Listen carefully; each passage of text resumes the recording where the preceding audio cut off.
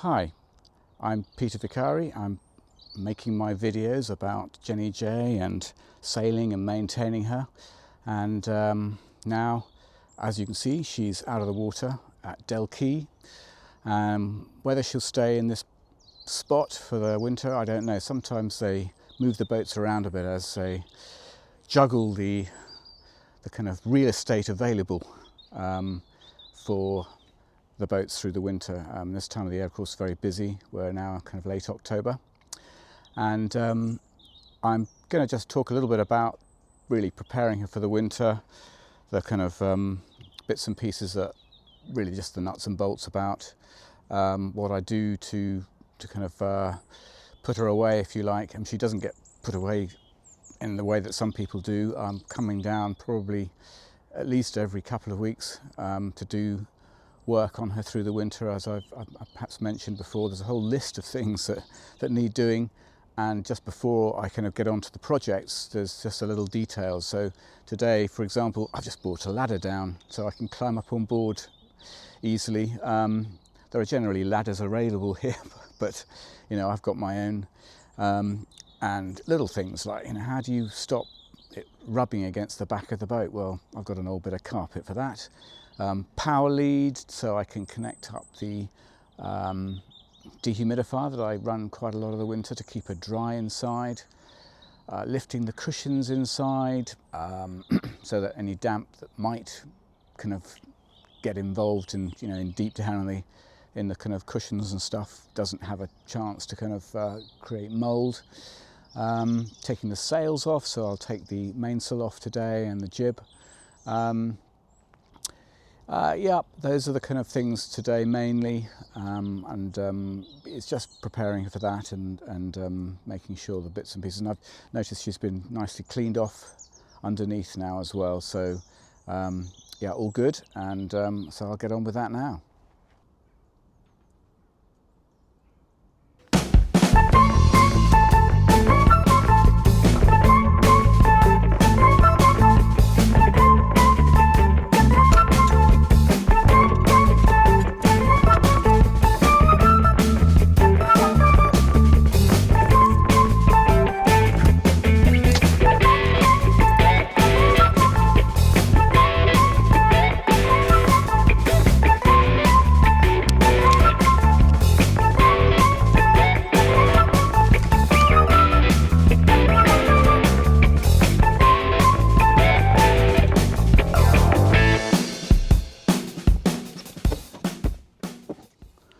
The other thing I'm going to do, as I've mentioned in a previous video, I'm going to take these home and re-varnish them.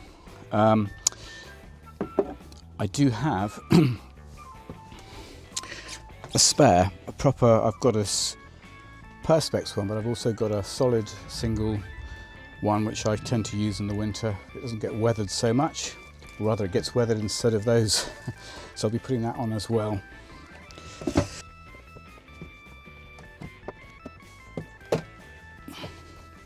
It's my dehumidifier. So one of the first things to look at is the two anodes underneath to see whether they're going to need to be replaced. Well, as you can see, the prop shaft anode is pretty worn. That's definitely going to be replaced. They're not expensive. I will be just taking that off and replacing that in the spring. Got the rope cutter here. I'll give that a bit more of an examination, but that's looking all right. The prop itself looks okay as well. That'll need a repaint for the spring. So that the main hull anode is looking fairly worn. I think I will replace that. And you can't always tell. I've been told that sometimes anodes look as if they're okay, but they lose a lot of their integrity in an invisible way. So again, I'm not going to risk the metalwork on the boat for the sake of this anode, which has been on a couple of years already. So it's well connected inside. It was done properly a couple of years ago. So one interesting aspect of this setup on this boat is that when I stand directly astern of the middle of the boat, you can see that actually the prop shaft is not centered on the boat, and the engine is off center as well. They both kind of come out at an angle so that the prop shaft can be removed without taking the rudder off, or the rudder skeg, to be honest. And that's quite an interesting feature. New this spring, this jib, and she's been on the boat all summer. I haven't actually taken it down. Been sailing with her all summer, which has been okay. Could have done with Jenna a few times, but she's been all right.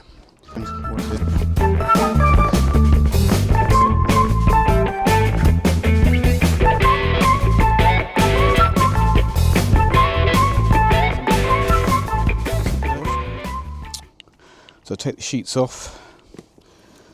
They're looking very clean and nice. I'm not going to wash these this winter. Some of some of these sheets from last year, in the halyards, were in really, they were really grubby. So I took them off and washed them, put them through the washing machine, and they came out beautifully. But I think, some people do it every year, take them off, going to last longer. It's a bit of a faff. I'll see.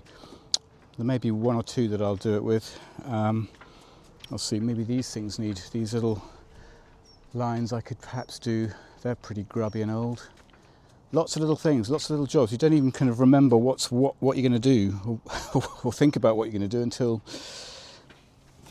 you kind of inspect the boat and think, oh yeah, maybe I should do that. So the little jobs all pile up. So I just kind of give a sense for people who maybe aren't familiar with it, what it takes to run a boat. I've said this a few times, but it is a lot. There's a lot to do to maintain it well, and Jenny J is just a modest example, really. So here's something that experienced sailors will know all about, particularly people who hank their jibs on and stuff, is how to fold it up. It's not something I do, really, barely at all. So I'm a little bit of a, I'm sure there's a really good technique for doing this.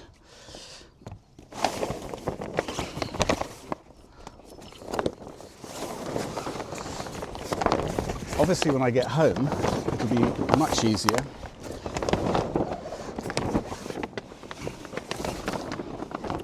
This is so nice, got no creases in it really at all. I'm loath to crumple it down and make a big mess of it.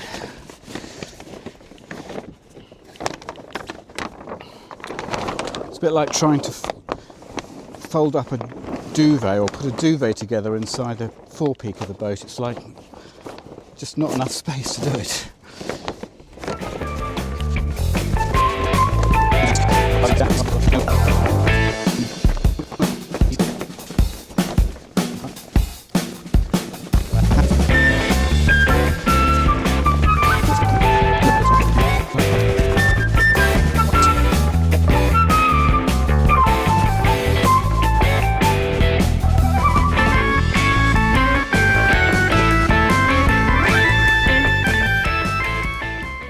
Well, if she's going to stay here all winter, I'm glad to see she's facing southwest, which just means that winter weather hits the front of the spray hood here and not straight up against the washboards and instruments, etc.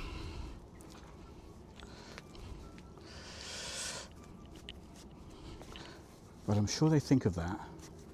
Well, where they can, I'm sure they do. Right, so getting the mainsail off is a bit fiddly. I've taken the reefing lines out.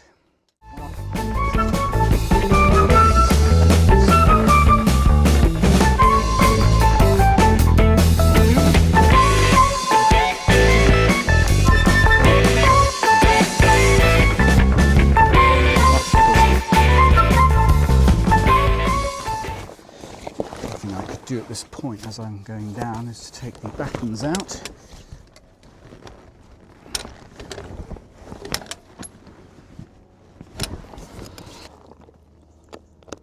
So you can't see this from here, but these battens, I'll just do a little bit of video with my camera, my phone. So these have to come undone so that I can get this out, batten out. This is the shortest one, and the others are all the same, but just bigger and bigger, down, spread out down on the deck here. Yep, get all of those out. So just undo this, yeah, and it slides out.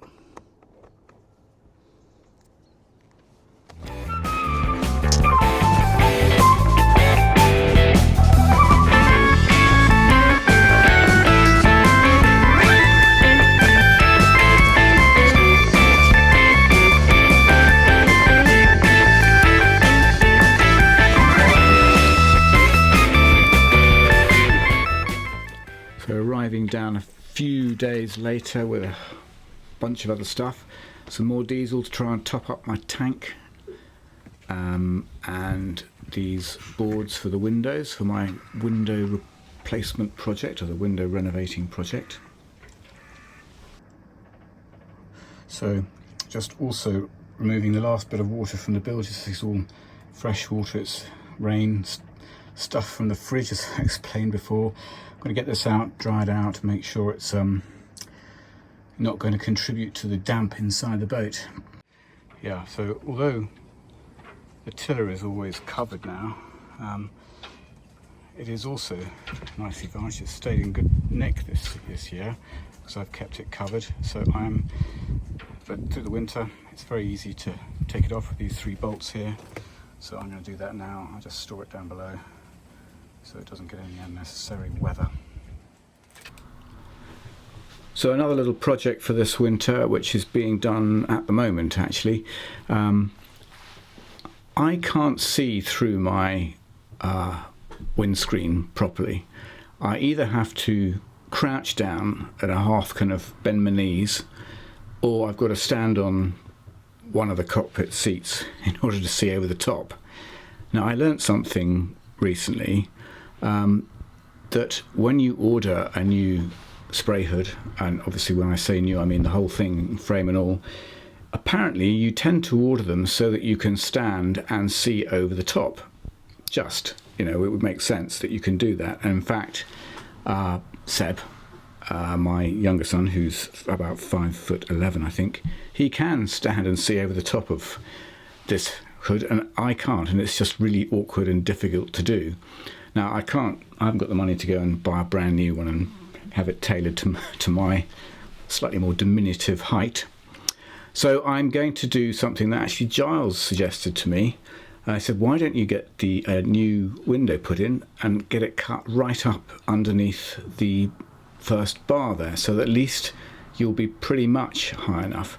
So, I mean, you can see what we're looking at here is that I can see the horizon properly, but that's because the camera, or my phone, where I'm shooting with, I've lowered it down. So you're not actually seeing the problem particularly with this video I'm showing, but that's the reason that I'm doing this. I'm just going to get the window recut. It's really not terribly expensive, and it'll just make it so much easier when I do need to motor. At least, although it's not great looking through the windscreen, at least I can see kind of okay without crouching down.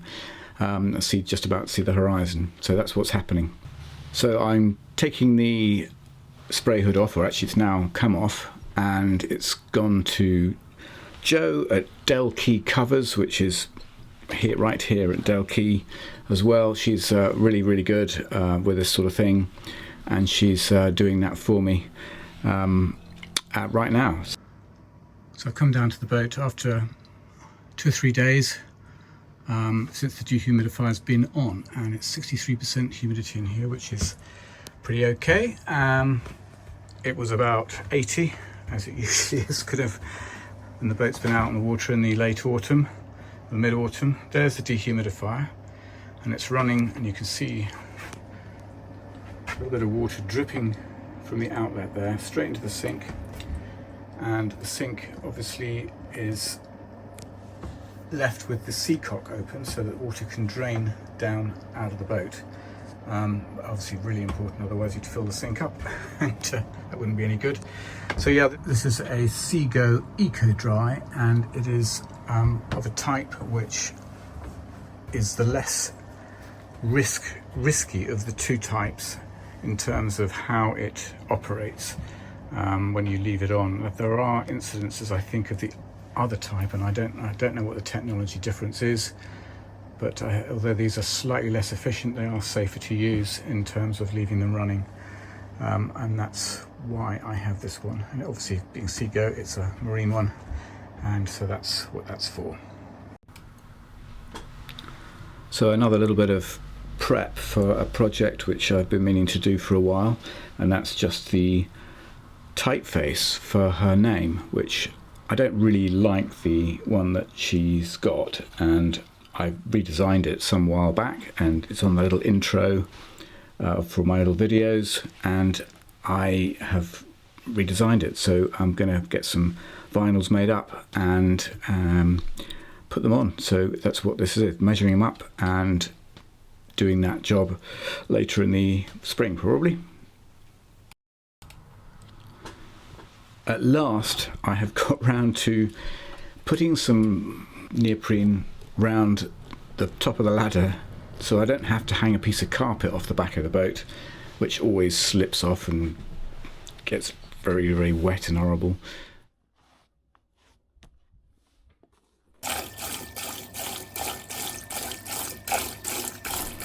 So pumping the last of the water out of our tanks to get it completely empty, and which took a little while, and then some food safe antifreeze into the bottom of the tank, just enough really to pump through to the sinks, so that any components, any little pumps and the pipes don't get frozen up during the winter. It's never happened. This is the first time I've done this, but I thought I'll do it. Yeah, it's just probably a good idea if we get some really solid deep frosts. Make sure that don't ruin the plumbing, but down the loo as well. It's no bad thing. Pump a little bit through. The speed log, which is down, being cleaned off with the rest of the hull. They're very careful that they don't damage those sorts of things. But I did take it out, as you can see, to examine it, make sure it's really clean, put the blanking piece back in instead, and I will then have to kind of properly clean out or dry out the bottom of the hull there as well, the bilge.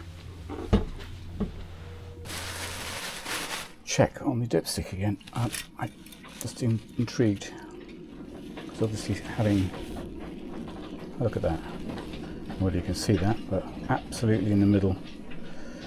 Cool, that's good. So having run the engine that last time, everything's settled down and it's all looking perfectly fine. So another little job is to take the old raw water impeller out. Now, the reason we take it out now, okay, should have anticipated a bit more water coming out of there. Probably nothing else going to come out now.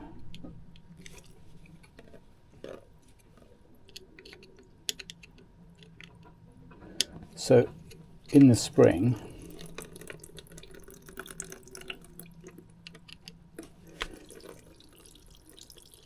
it's interesting to see what's coming out here, or how much. Certainly more than I expected. Siphoning back.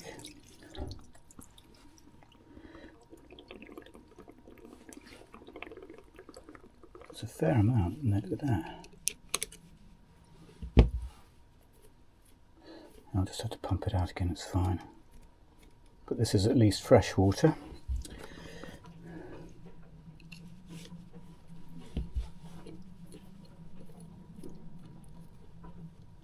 And a bit of coolant. I think that's probably as much as going to come out. So anyway, the impeller. I'm taking the impeller out. I'll take it out now in case it... Well, one of the reasons that people do it now is that if you planned to reuse the old impeller, you can see how that looks. If you plan to reuse the old impeller, obviously the reason that you take it out now is so that it doesn't kind of get too much of a memory and get stuck in that position. And the other is that you don't really want the actual rubber actually sticking to the inside of the impeller housing over the winter either. But I'm not going to reuse this, so I'm not going to be overly gentle with it. I just replace them each year, as I've said before. I think for me, I just would rather not take the risk. You know, it might be okay, probably would. I'll keep it as a spare, as a backup, just in case. But I'm going to have at least one new one spare, always. But I'll take this out now. It will get replaced with a new one in the spring. Put these back in the hole so they don't get lost, and the plate I'll just leave up on the chart table.